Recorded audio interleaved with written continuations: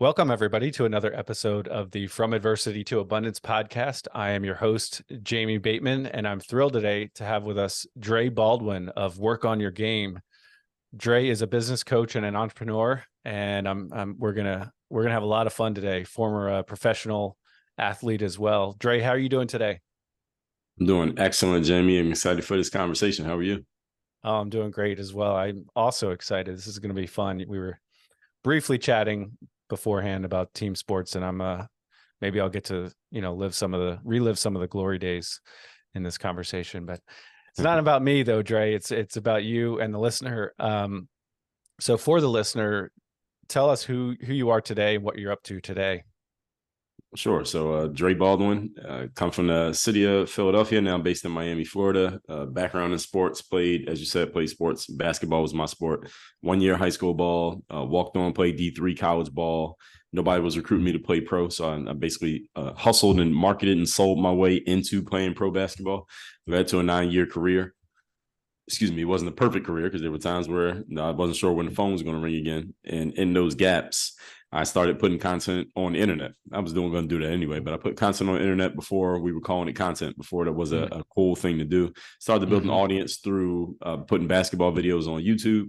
There was a point about halfway through my career where the phone wasn't ringing. I started creating products to sell online. And that's how I became an entrepreneur, because I started creating products specifically for my basketball crazed audience. They just wanted more programs that could teach them how to do the stuff that I was doing in the videos that I was putting on social media, that we were now calling it social media. And that's how I became an entrepreneur. Kept playing ball for another 5 years after that started. But at that time, players started asking questions about mindset, because they just saw my approach was a little bit different than what they were used to. This guy puts videos out every day, when, again, this is before it was cool or normal to put content on the internet every day. Now it's normal, but back then that was not normal. So they just want to know why I did it, or how do you get the confidence to perform in a game the way you do in practice, or how do you get the mindset to keep trying when you face all these setbacks. So you come from this very humble background, as I just explained to you here, Jamie. Why did you even keep the mind that you could make it as a pro athlete? Because you kept having all these reality telling you that you weren't going to make it. And then how do you get started even doing any of this stuff? If you want to play ball overseas, or you want to be an entrepreneur, or you want to get known on the internet, these are all things that now people were seeing that, hey, there's a way that I can actually do this. How do I do it? So they just want to know, how do you get started? So I started basically in answering those questions. I created the framework that became Work on Your Game, which I'm sure we'll talk about a lot here in this conversation.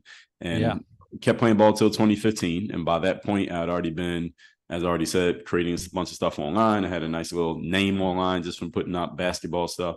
Then I was talking about mindset. I had already started writing books. I was creating courses. So I already had that stuff kind of going by the time I stopped playing. So the normal athlete, when they stop playing, it's full, they stop cold turkey and they're starting at zero. Absolutely. Yeah. Right. So by the time I stopped, I was already doing all the stuff that I still do now. So it was a little bit smoother transition for me because of that. And that's how we got here today. Yeah, it's like absolutely. That's the one thing that jumped out to me was obviously, you want your phone to ring, you want to get that next job. You're not happy that you're sitting around waiting for the phone to ring, but it sounds like in hindsight, and we'll drill into this more later, but it sounds like that adversity that you went through actually propelled you to be more ready for your post basketball career, which is awesome. And I know we have had professional athletes on the show who have done that cold turkey transition, and it can be earth shattering. I mean, it can be, that's, if your entire identity is wrapped up in the sport, which I get. I mean, it's very easy to do. But then all of a sudden that's not who you are anymore. Man, who are you? Right. So sounds like I could tell you are a hustler, and it sounds like you were setting yourself up for success no matter what. So that's awesome. I can't wait to drill into that, especially the mindset piece. So let's jump back though, further into your backstory, Dre. And again, this is where I kind of leave it up to the guest as far as, where you want to start in your story, because what we want to do is kind of walk through from a younger age and walk back up through today, and pull out and focus on some of the real adversity that you've been through, and how you were able to overcome that adversity, how you were able to get through that adversity and get to quote unquote abundance. And the goal here is for the listener, the entrepreneur out there, to learn from your story, take lessons that, that you've learned and used in your own life, and maybe be able to skip some of the pain that you've had to go through, but still learn from your story and apply that in their life. So let's jump back. Where do you want to start, Dre? Well, let's go to probably around the turn of the century. So this is around 299, 2000. Okay. And that's around that time. I graduated high school in the year 2000. So I'm 41 years of age today, graduated high school in 2000. And that was where I used to always go to the bookstores. And my mom is a big, she's in education. So she's always been into reading. And she would always go to the bookstore. And this is before you buy books online. So you had to go to the store if you wanted books. And I would always, whenever I was with her, I would just wander to the sections that I like. So I'll go to the sports section, and also at the time, they called it human psychology. Now they call it personal development, but they didn't have a personal development section back then. And that's when I stumbled across my favorite book, which is 48 Laws of Power by Robert Greene. And that's really where I started to get into that personal development even more, because I was always into the psychology stuff, like how does the brain work and how does it affect our actions, but I didn't know there was a whole genre for it. And then the way that I really got introduced to it was a couple of years later. It's about 2001, 2002. I'm on my college campus. I'm at the Penn State University, Altoona campus is where I went for basketball specifically. And there was this bulletin board posting. And for those who don't know what that is people had to want to announce something, you had to put it on a board. It wasn't digital. You had to actually put it up on a board that people would walk past on campus. And it said, make extra money in the summer and all of that. And this is before college athletes can make money off their name, image, and likeness. So you really couldn't make any money when you're a college athlete, because you going to school and playing the sport, you have no time. So I responded to this bulletin board posting, and this guy was in network marketing. And I didn't know what network marketing was, but he briefly explained the concept. And when I went back to Philly, where I'm from, that summer, I went to a couple of hotel meetings for this network marketing company. And the reason why this matters is because in that meeting, two things happened. Number one, the man speaking from the stage was speaking about entrepreneurship and money and business in ways that I had never heard it explained. And at this point, I'm 21, 22 years of age, and I'm majored in business. I have a business degree.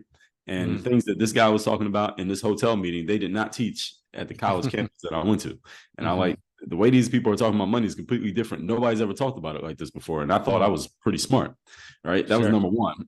And number two, and what he was doing, a lot of what he was doing was just breaking your false beliefs about how you think money works and how you think business works and how you think are your options for making money. They're not just what you think they are. There's a lot of different ways to make money besides what you think you know. And that's what he was doing for half the people in the room. The other half the people in the room were already in the business, so they already heard this before. They're just nodding their heads. And then the other half of it, the other thing that I got from that meeting was at the end of it, he said, when you all leave, there's a table outside with some nice ladies sitting at the table. They're selling personal development books. Make sure you buy those books, because in order to build your business, you got to build yourself as a person. I never heard anybody say that before. Again, in that meeting, it was just these groundbreaking ideas that as soon as I heard them, they made perfect sense to me. And that's how I knew there was a thing called personal development, because he was mentioning these authors, Jim Rohn, Brian Tracy, Tony Robbins, Zig Ziglar, Napoleon Hill. I never heard of these people. But he kept saying their names. And I did not buy the books when I left the meeting, because I was a broke college kid. I barely had enough money to get home from the meeting. But I went on eBay, and this is before Amazon was the place to buy stuff. I went on eBay and I bought a couple of pirated copies of a couple of books. So I bought two. They were 99 cents a piece. It was Think and Grow Rich by Napoleon Hill, and it was Rich Dad Poor Dad by Robert Kiyosaki. And I bought both of those books, and all I got was a Word document from the person who sold it to me. And I read both of those books, and what Napoleon Hill's book taught me was that there's a way that you could consciously and intentionally alter the thoughts of your mind that will lead to alteration in the results of your life. And again, new idea to me. Secondly, and that became pretty much what I do for a living. And secondly was Robert Kiyosaki.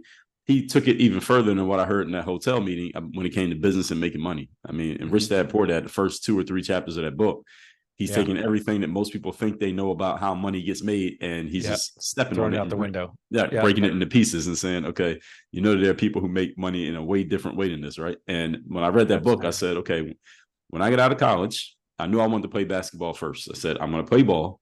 But after basketball, I knew basketball would not last forever, especially since I was coming from a D3 school. Who knows how long I'm even going to get to play.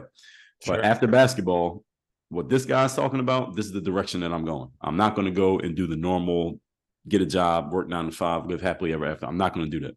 I'm going to do what this guy's talking about. I didn't quite understand it then, but I knew that's what I was going to do. So those two stories, that's really what set me on the path for where I'm at today. No, that's fantastic. And you're absolutely right. I mean, I'm familiar with those concepts now, but at the time when I was 21, 22, I had no idea. That would have been all foreign to me as well. I mean, there's, I think you said your mom was in education. My mother was as well. And so this is not a slam on public school teachers or anything like that. The public school system, private school system, anything, but they do in general, it does not prepare you for making money as an entrepreneur or investing or thinking outside the box in any way, shape, or form. So yeah, I love that. I mean, I do remember Rich Dad Poor Dad being a mindset shift for me as well. It's not so much to the how-to, like you said. I mean, it's not really in the nuts and bolts of, how to make money on investment property or something like that. Right. Cash Flow Quadrant and some of his other books get a little more detailed, but it's that mindset shift of the paradigm shift. And I love the fact that at a pretty early age, you realized the value of investing in yourself. I mean, that's awesome. And you also were taking the long-term view, because you, like you said, you knew basketball wasn't gonna last forever. So all right, you get this mindset shift, but you still decide, okay, this is what I'm going to work on kind of in the background, it sounds like, but I'm going to pursue basketball. So how did your basketball career go at that point? Yeah. So one thing you said there, Jamie, is that you won't slam the educational system. I will slam the educational system now. My mom is in the system. My sister's a professor as well. I don't slam the people in the system. I'm slamming the system. That's fair. Yeah. And honestly, I don't think my mom listens to this anyway, so she should though. But she didn't create the system. She just works there. Absolutely. It's not on her. You're right. Same way it's not on my mom. All right. So absolutely. Yeah. So the moving forward, then I kept that in the back of my mind with Kiyosaki. So I get out of school 2004. Didn't get an offer to play pro immediately. I worked a couple of regular jobs. From that first year graduating, I worked at Foot Locker as an assistant manager. I worked at a gym called Valley Total Fitness selling memberships. Valley's out of business now. No, not because of me. I sold a lot of memberships.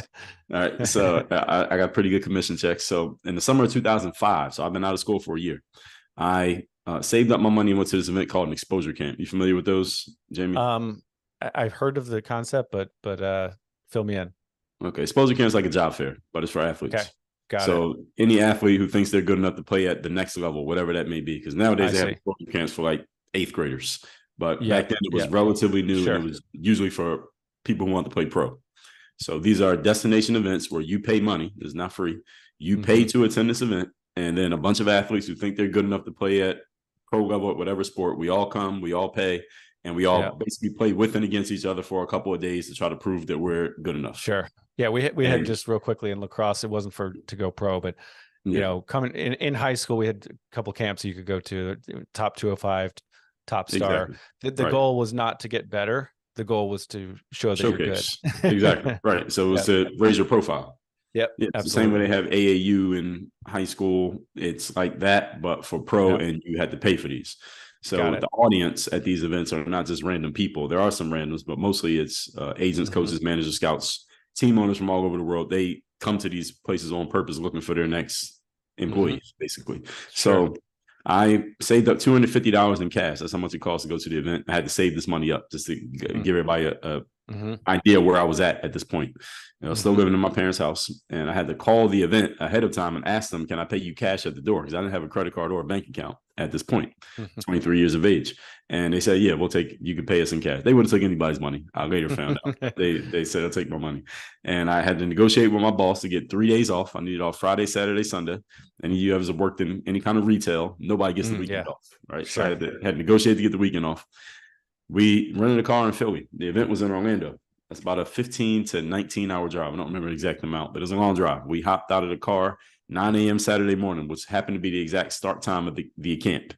And I tell people I could get away with that at age 23. Couldn't do it now, but we did it. No warm up. Yeah, exactly. Jump right out the car and start playing. And I was completely fine. And I played pretty well at the event. Got a good scouting report, which is basically, that was important because now I had a third party saying that this guy he can play. and I got footage from that event.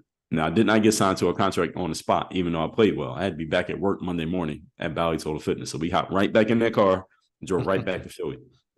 I had to be back at work. And here's what I started doing, Jamie. I knew that for me to play pro, I knew I was probably not going to play for the Knicks or the Lakers immediately. I was probably going to go overseas. But I had never even been overseas, let alone did I know anybody. So how am I going to make that happen? So the internet did exist at the time. It wasn't what it is now, but it existed. Yeah. I went on Google and I started Googling basketball agents. So anywhere that I saw a basketball agent, many of them had websites at this point. If they had a phone number, I called them. I was cold calling basketball agents in the summer of 2005. And I was just telling them, hey, here's who I am. Here's what I have. Because at this point, some people may be wondering, well, why didn't you do this last year when you graduated? Well, now I had some collateral, I had some proof. So now I'm calling them and saying, hey, I got this scouting report. I can send you the link to the scouting report. I got this footage. I called 60 basketball agents. Out of that 60, 20 of them said, okay, let me see what you got. Now, mind you, the footage that I was sending them was not a link. The footage was on this thing called a VHS tape. You remember VHS? Sure do. Okay, so millennials listening to this, ask your parents and Google it. Yeah, so I had a VHS tape and I had a double-decker VCR at home. Again, and those of you who don't know what that is, Google it. And I would make copies of that master VHS tape because that was the footage. I couldn't give out the master footage. I made copies of the tape and I would mail those out to the agents who asked to see it. So 20 agents asked to see the footage. I mailed those out on my own dime. Mind you, I just had to save up $250. So I'm mailing out these tapes in bubble mailers to agents all over the world. Out of those 20 who I mailed it out to, one agent hit me back and said, all right, I will represent you. He became my agent. And in August 2005, he called me and said, hey, I got a team in Lithuania. They're going to do the deal. And it took about 3 days. And it was done. And then I was on a plane. Wow. I was in Kaunas, Lithuania. And that's how I got my pro basketball career started. Wow. That's awesome. And you're definitely, I mean, you can tell you hit an obstacle and you figure out a way around it or way over it. I can tell that already for sure, which I think goes back to the mindset, investing in yourself, investing in that positive mindset and self-development.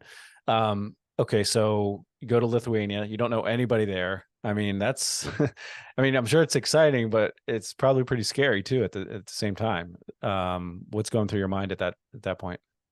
No, I was excited. I wasn't nervous at all because you got to remember, Jamie, this is 2005. So we don't have the internet that we have now didn't exist then. So we didn't have social media.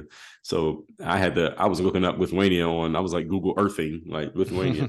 Where's that on the map? So you don't know anything about what's going on in other parts of the world. So I wasn't nervous at all. I was excited because I'm finally getting to do what I want to do. And you got to remember, what was I doing before this? I'm working at Bally Total Fitness, living in my parents' home. I'm trying to get out of there, right? And so that right there represented like all this stuff that I've been doing. It's working. All right, this is success for me to get out of there. So I was excited more than anything. Just wanted to go over there and play, and that's how I started. And again, this is the fall 2005. And what was your question?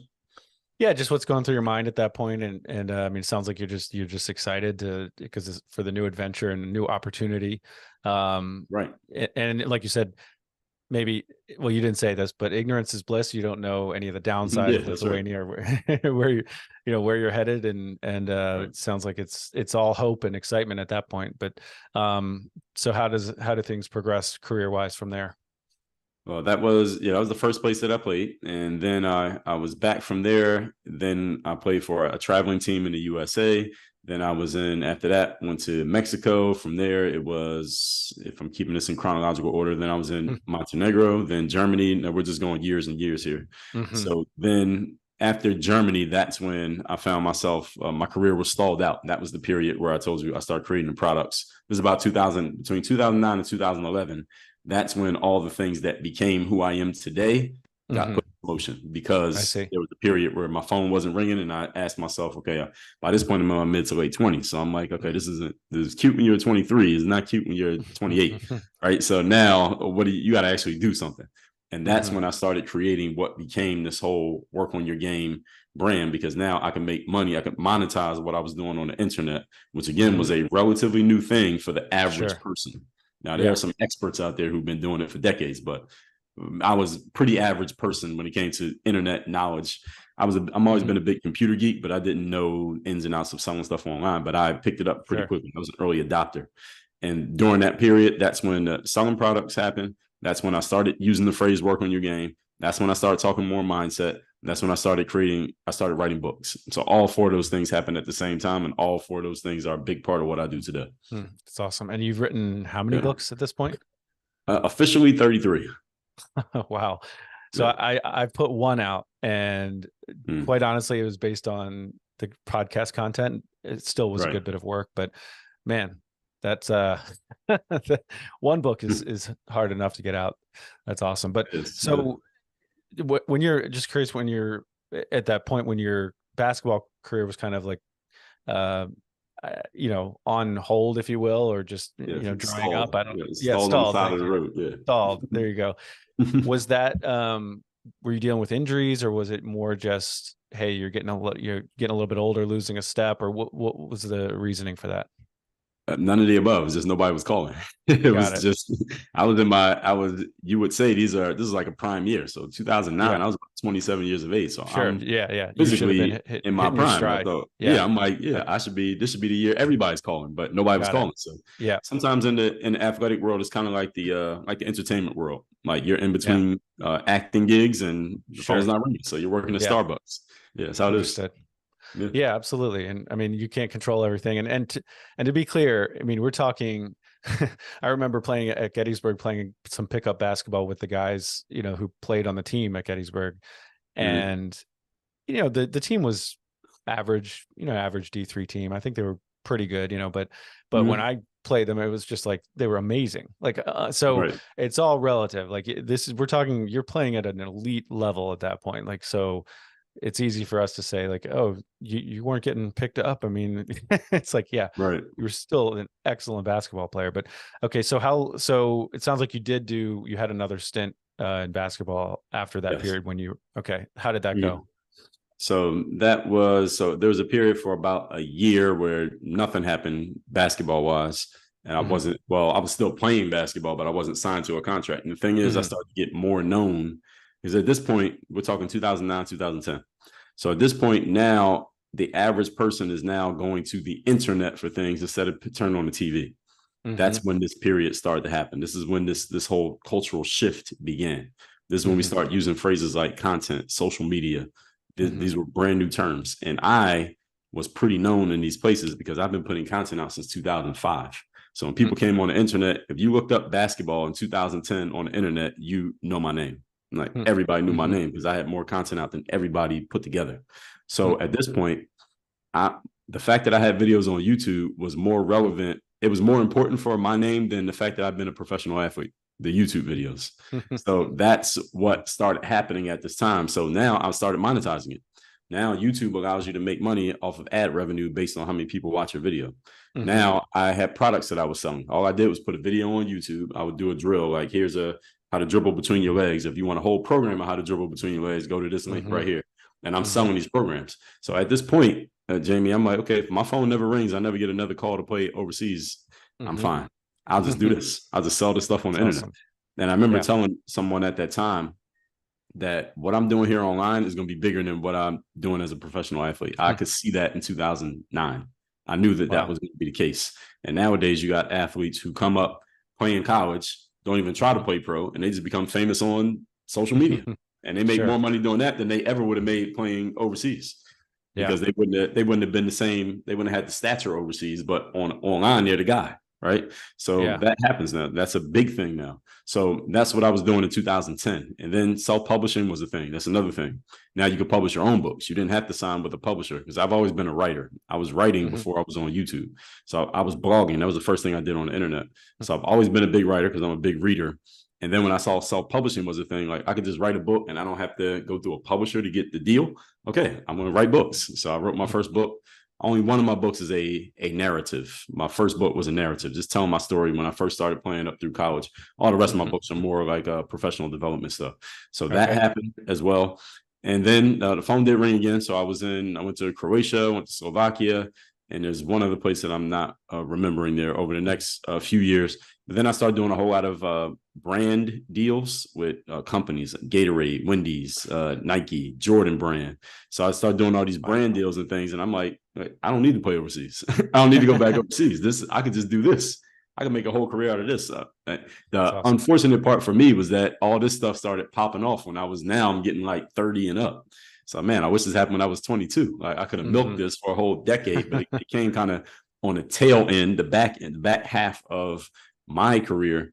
But the good news is because I started talking, one more thing, I do have to mention this, 2010. This is when the players were asking me a lot of questions about mindset, just because they got to start to get a feel for who I was. All right, 1 year high school, D3 ball, you're overseas pro basketball player, but right now you're in Miami working out in the empty gym, but you keep practicing because you're waiting for the phone to ring. So they just wanted to understand it. And that's when I said, all right, these players keep asking me about mindset. Why don't I just make some videos that are just about mindset? So I made this video. I remember 2010, I said, all right, this is what I'm going to do, guys. Because at this time, every video I put out was me on the court doing basketball, actual basketball stuff. And every once in a while, we'll do a narrative video, like a talking head video, but mostly it was on the court. I said, all right, this is what I'll do. Every Monday, I'm going to put out this video and I'm going to just talk a little bit about mindset because so many of you keep asking me about it. And I'm going to call this the weekly motivation. I'll put it out every Monday. And you all let me know. This is just on YouTube. Just let me know in the comments if you want me to do more videos like this. If y'all don't like it, it's cool. We'll just stick to I'll show you how to do the Kobe move. But if you want the mindset, then just tell me you want this. And the response was overwhelming. They were like, Dre, yes, give us the mindset. Because I think they could see, like, yes, they wanted to know how to do the stuff, but they could tell just from the little bit that they would, when I would talk, because every once in a while I would make a video just explaining, well, here's what happened when I tried out for the high school team. Because I had a lot of I knew exactly who my demographic was, 13 to 24-year-old males who were aspiring basketball players. I knew exactly who they were. So many of them are trying out for high school, not making it, trying out for college, not getting on the team. Their parents are telling them, why don't you give up basketball and get serious? So I knew exactly who they were. So they saw a guy who looked like he probably got the same thing said to him, but he kept going and he made it. So they could see themselves in me. So I knew exactly what they needed. So when I started talking about the mindset stuff, they said, yeah, we want it. And they wanted it from me. It's not that they wanted mindset. They wanted it from me because of who I was relative to who they were. Right. Sure. And they said, you'd been there. You'd been there already. Exactly. They were me. They were just 10 years younger than me, the same person. And they said, yeah, keep doing it. So I just started doing this weekly motivation thing every Monday. I did the weekly motivation, Jamie, every Monday for 400 Mondays in a row. And that became the foundation for who I am today. Many of my books are based off of something that I said in a weekly motivation video. My TED Talks are based on weekly motivation videos. My speaking, my coaching, all this stuff is based off something that I said in one of those mindset videos somewhere across that 400 weeks, which spans about 8 years. And that's how I really started to establish myself as a guy who really knows the mindset. And this is where this was beneficial for me, was because I'm on YouTube. Mind you, YouTube is not just basketball. It's just people. YouTube is TV. It's like cable TV. So now people who didn't play basketball started finding me because they would see that video every Monday. They want to find in the drill videos every Monday, that mindset video, because it would be something like how to be disciplined and show up every day, how to be confident when it's time to perform. I wasn't mentioning basketball in the video. I was just talking about mindset for basketball. So people who didn't play ball started reaching out and saying, Dre, look, I follow you because I don't even play ball. But that mindset thing, that applies to everybody. So I said, okay, when I get done playing ball, all I got to do is just talk this mindset piece. The ball players can still follow this. And now all these people who don't play ball, they can follow it. So that's going to be my next step. Yeah, that's awesome. I mean, and I love the fact that you did start niche down, though. I mean, you had a very small focus. You already said who your avatar was, 13 to 24-year-old male, I think, something like that. But which I think, I hear from a lot of marketing people, you really need to have a very specific avatar, especially when you're starting out, because if you're speaking to everyone, you're essentially speaking to no one.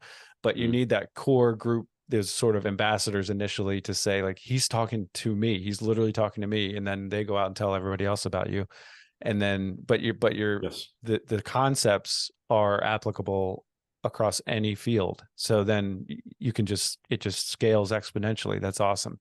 So, I mean, what do you think is your driving force, like at that time, like, and now as well, I guess, but what is ultimately because clearly you're a go-getter, right? You're a driven guy, successful guy. You're going to win. You're going to find a way to win. Why is that? What's the driver behind all this? It's a great question, Jimmy. And I think the big thing for me is just I'm a competitor. So Yeah. I was always competing against not even the Yeah. people. Of course, in sports, you compete against the people, but I was Sure. competing against the circumstance. Mm. Because the circumstance at first was, well, you just started playing ball, you're 14, that's kind of late. You're probably not going to go anywhere. Sure. Then it's competing against, can you make the high school team? Then is, can you play in college? And then it's, all right, you play D3 college. All right, you're probably not going pro. Can I compete against that? All right, then I got on pro. All right, I got one contract playing pro, but I saw a lot of guys with one contract who weren't really that good. So I'm like, I can't be grouped with these guys. So I got to get a second contract. All right, can I get another one? Can I get another one? Can I keep this going? And then the internet became a thing. Okay, let me take these concepts that Mr. Kiyosaki was talking about. Let me see if I can apply them to the internet. And I also read Tim Ferriss's 4-Hour Work Week, where he kind of took the digital approach to similar principles. And I said, all right, can I apply this? Because again, I'm always saying to myself, I'm not going to do what I saw most of my college classmates doing. I knew I wasn't like them. I knew I was very different from them, sitting in those lecture halls my last 2 years in college, because it's the same people you see in every class, because we're all focused on our major. I'm like, I'm not like these people. I don't want to go work somewhere. I don't want to do it. So, but I got to do something, right? The bills still got to get paid. So how can I do this? And again, my phone's not ringing from basketball. What can I do to make things happen? And that's why I started going to the internet. So it was always just competing against the situation, and let's see how far I can take this. What's the next thing? What's the next thing? What's the next thing? So that's been the biggest driver for me. Awesome. Yeah, it's really cool. I mean, yeah. So looking back at your sports career, not just professional, but even before that, I mean, what would you say, other than what you've already said, what are a couple of kind of principles that you've taken from your athletic career and that you've applied to the rest of your life and others can apply as well? Oh, easy. First one, to show up every day, do the work. I mean, that one is awesome. That's etched in stone. So that's the discipline piece. And that comes from, people often ask me, where's the discipline piece come from? Because I put out content every single day for almost 2 decades, whether it's written, audio, or video. And people ask me, where's it come from? Well, I have to give credit to my parents, who are not athletes. I'm 6'4", 6 feet 4 inches tall. My parents are like 5'7" and 5'8". They're not basketball players, didn't play a sport. My dad's into sports. Like, he follows sports and has coached youth sports and all that, but he doesn't play. He's not a player. Jamie, they went to work every day. Even when they didn't have cars, they would take public transportation. Jobs that I know they weren't too excited to go to. These were jobs I have to go to work. Not I get to go to work. Like those kind of jobs. Yeah. And my sister's a year older than me. It was just us two and my 2 parents. And I knew that they did it because they knew they had a responsibility to take care of their kids and put food on the table and pay the bills. And they never preached about it, never once spoke about it. They never said, hey, be disciplined and go to work every day like us. They never said that. But you have kids? Yeah, Jimmy? 2 kids. Yeah. Okay, so we all know. 16 and 14. Okay, great. So we all know as parents that your kids follow what they see you doing, not what they hear you saying. Right. So when I got out on that basketball court, I just took what was modeled for me at home and I applied it on the basketball court, even though I wasn't sure it was going to work. And then it worked, and I applied it to the next thing. Then I applied it to the next thing, and that discipline piece has always been with me. I wasn't that great of a student. That was good enough. But and the things I actually wanted to do, discipline has always been the number one thing. Got it. That's really good. Yeah. So your basketball career obviously came to an end, and then what year was that? 2015. 2015. Okay. Yeah. So in the last 8 years, you've really been focused on putting out content and I mean, correct me if I'm wrong, coaching, your books and your businesses. What's been the kind of from 2015 through today? How have things progressed? So 2015, by this point, I was starting to do, because the first thing I was thinking when I was getting out of, when I knew basketball I was going to stop playing, because I didn't get pushed out. I stopped playing. Was I was going to do a professional speaking. That's the first thing I want to do, professional speaking, because I was doing all these videos on YouTube and people just liked the way that I would articulate and break stuff down. And they said, well, you sound like you could be a coach or the college professor or something like that. I said, all right, maybe professional speaking. So I went to a Toastmasters meeting, and somebody put me onto this concept that there are people out there who just go and stand on stages and talk for an hour and they get paid. I didn't know that was a thing. So I said, let me go do that. So my first idea was I was going to get into that space. So that's where I started doing the TED Talks and things like that. And I did do a good amount of speaking up until about 2020 when COVID happened, and then there were no events for a minute, and then everybody started doing them on Zoom. And I never liked doing events on Zoom. I like doing this on Zoom, but I never liked speaking on Zoom. So that's when I started focusing more on the coaching from 2020 till now. But during that whole period, it was courses, the books.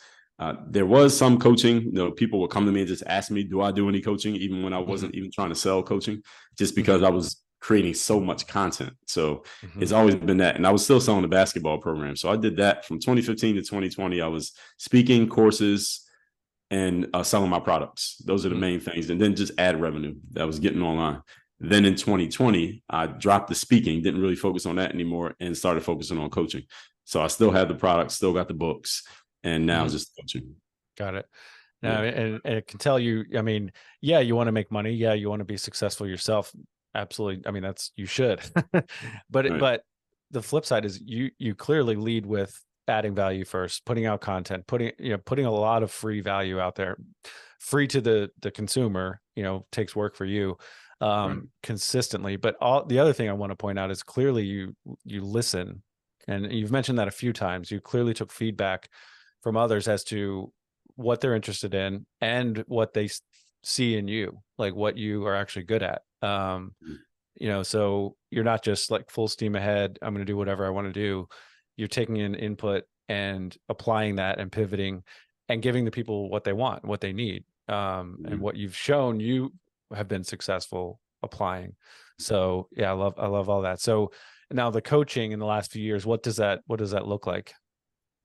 Well, it depends on who I'm talking to. Depends on who I'm coaching. Gotcha. So I've always tried to keep my coaching bespoke. So I know there are some coaches out there. They have I was actually just talking about this yesterday. Something I was recording. That some coaches have a straight line method. Like, okay, you want to make $10,000 a month selling courses, get in my program. That's exactly what we're going to teach you. We're going to teach you that. And then there are other coaches who they're more holistic.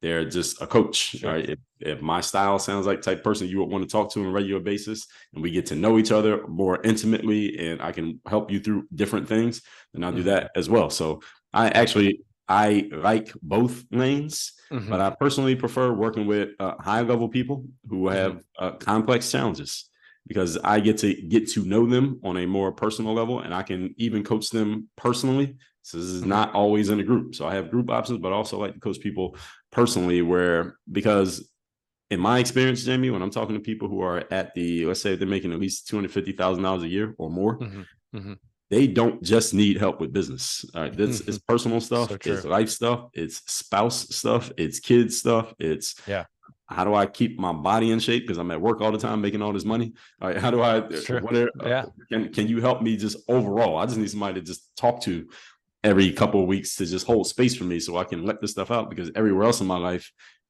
I'm the one that they talk to. Right? So who do I talk to? Right. Yeah. So that's a big thing that I like personally. If I had to pick just one type of client, that's the type of person I like to work with. Yeah, it makes sense. I started working with a business coach a few months ago, and he's been fantastic. Also a former college athlete. And and I call him my business coach, but he really is more of a life coach. Yeah, exactly. It's so much more than just, he just started working on our businesses, my businesses. It's everything. Lately he's been my therapist as well. So, but that's right. That's right. I mean, being an entrepreneur can be, this is not a pity party, but it can be a lonely space, because if you are in charge of organizations, you're constantly just putting out fires. You're only dealing with problems, and you're it's easy to find yourself on an island. So I think investing in a coach is absolutely paramount, and also surrounding yourself in, community of other like-minded people. Got it. Yeah. So I can only imagine you're adding a ton of value to the people you're coaching. So, you ready for some rapid fire questions? Yes. All right, Dre, what is one thing that people misunderstand about you? It's a good question. One thing that people misunderstand about me. That one usually gets a little bit of a pause. It's not quite as rapid fire. Yeah. I don't know if people misunderstand anything about me. I think I'm pretty good at articulating exactly where I stand. So I think people go into what I'm actually sharing, then there's no confusion. So I don't think there's any one particular thing. Sounds good. What would you say is one of your biggest failures, regrets, something you'd like to have a do-over with, however you want to frame it?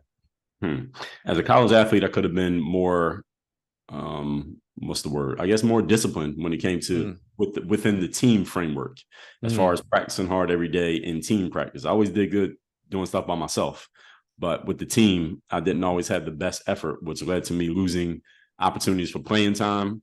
And I could have been a better player in college because of that. I think the light switch turned on when I got to the pros, but I could have been a better player in college. And even though it would not have affected my pro prospects, I don't think I could have been a better player in college had I just had more discipline for what the team needed. Got it. That's interesting. I can identify with that. If you could go back and give your 18-year-old self some advice, what would that be? Get into personal development as quickly as possible.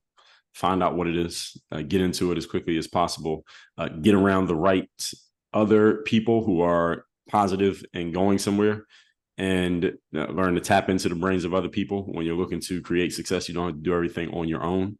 And just invest in yourself. Investing in yourself, use your money to buy time. Love that. So I'm going to have to play that one again for myself. If you could have coffee with any historical figure, who would it be? Well, I don't drink coffee, but okay. I'll have a glass of water. Water? Yeah. All right, perfect. Any historical figure, just one person? It doesn't have to be your favorite person ever. It's just somebody you'd like to have a conversation with. They could be still alive today or not. One person I have a conversation with, man. If I had to only pick one, I would go with maybe Robert Greene, my favorite author. Okay. Yeah. Great. If you were given $10 million tomorrow, Dre, what would you do with it? $10 million tomorrow. I would probably hold a good amount of it. I'd take $1 million and pay for any things that I need to pay for. I don't think I have more than $1 million and things need to be paid for. So I would probably try to hold a good amount of it, invest a good amount of it, and just make sure everything's paid off. Everything should say zero. Every balance should be at zero.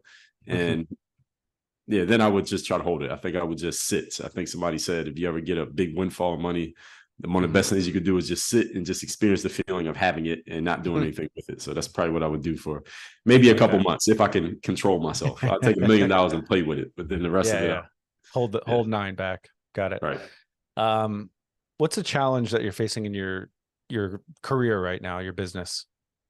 Qualified leads at the same time as every entrepreneur has. So I'm always looking for people who are good at, I'll tell you this. Have you read Benjamin Hardy and Dan Sullivan, 10X is easier than 2X? I have read other books of his. I have not read that one. Okay. So that's Dan Sullivan. Yes. I've read a couple of their books. Yeah. Sullivan has like 30. He's got a bunch of books. Yeah. But the two of them together, they've done a couple. Who Not How is one I've read. I think it's I've not read the one. Yeah, The Gap in the Gain is another one. I've not read that, but anyway. Yeah, so in this 10X is easier than 2X, one of the things that they're talking about is how you can 10X your results instead of making incremental progress, make big progress. And it's about getting clear on, and this is something I've been telling my audience even before I knew about their book, but they articulate it in a way that I would not have thought of saying it. And Hardy does most of the writing for the book. It's a lot of it is about what you got to drop, what you got to get rid of. Because if you're going to make a big jump in your life, you got to drop things. I'm saying all that to say this. I know what things I should be doing and what things I shouldn't be doing. So 3 things that I should be doing is conversations like this one, where I'm talking to one person, but we're talking to an audience, or talking to an audience, or like a coaching call or a sales call, or writing or making content. Those are either talking to an audience, talking to one person, or writing. Those are my $3 million skills. Everything else I should not be doing. I should be passing on to someone else. So I am good at building sales funnels. I can do it better than most people, but I don't want to build another sales funnel because I'm not a behind the scenes guy. I'm a front facing guy. I don't want to run ad campaigns. I hate setting up ad campaigns. So I am always looking. So your question was, what am I missing? Lead generation. So I'm always looking for people who are good at generating leads for people who sell stuff that is like, high ticket, like coaching and consulting. So I go to marketing conferences, and every other person I meet, they do that. So it's really just about vetting and finding people, letting them test out, see who's good at it. And I got a few people that I got pending right now. They're going to generate leads for me. And if they can do what they say they can do, then that solves that problem. Yeah, no. And I think every entrepreneur has that issue where it's not even shiny object necessarily. It's just, you might be good at a lot of things. And so it's hard to say no. And it's hard to, even if you might do the marketing piece, the funnel piece better than somebody else, what are you not doing? What are you not focused on? It's that opportunity cost that's really big. So, yeah, it's, and look, every business has challenges. So that's, I appreciate you sharing that. So in your opinion, what's one of the most important personality traits that somebody needs to be successful in business? Something you haven't mentioned yet. You've already dropped so much knowledge. Mental toughness. If someone's going to be successful in anything, business or anything else, is mental toughness. Are you familiar with this essay called Carry a Letter to Garcia? Ever heard of it? No, I have not heard of that. So it's written by Elbert Hubbard back in, I believe, 1899. And I didn't know about it either. But there's a guy named Dan Kennedy. You familiar with Dan Kennedy? Yes. Okay, so I have a Dan Kennedy book because his thing is he's not on the internet. He doesn't have a cell phone. He's not an online guy. Yeah. He would send faxes to people in his mastermind. And he took all his faxes from like 10 years straight. He put them into a book. And I'm reading the faxes. So in one of these faxes, he's talking about, he said this, he says, hey, I need type of people who can carry a message to Garcia. And then he puts in parentheses, look it up if you don't know what that means. I looked it up and I read it. It's only 3 pages long. And in that message, that message is all about finding the type of people who you can just tell them to go get something done and they get it done. They don't have to ask you 15 questions. They don't need you to hold their hand. They don't need you to lay out the whole plan of what to do. Just say, get this done, they get it done. All right, done. And it'll be done. And you don't even need to know how they got it done. So mental toughness is about, do you have the mentality? Do you have that type of mentality? If you're going to be an entrepreneur, you must have that type of mentality because there's often no blueprint for doing what you're trying to do. So true. And if you're going to have people working for you, if you don't have that mentality, then you cannot demand it of them. And I read the letter just yesterday from when we're recording this, Jamie, and I sent the link to my assistant and I said, read this and tomorrow we're going to discuss it. And that's awesome. We discussed it this morning and she said, it's funny, Dre, when I read that article, it kind of reminded me of you. What she was, so it was a compliment that she was giving to me.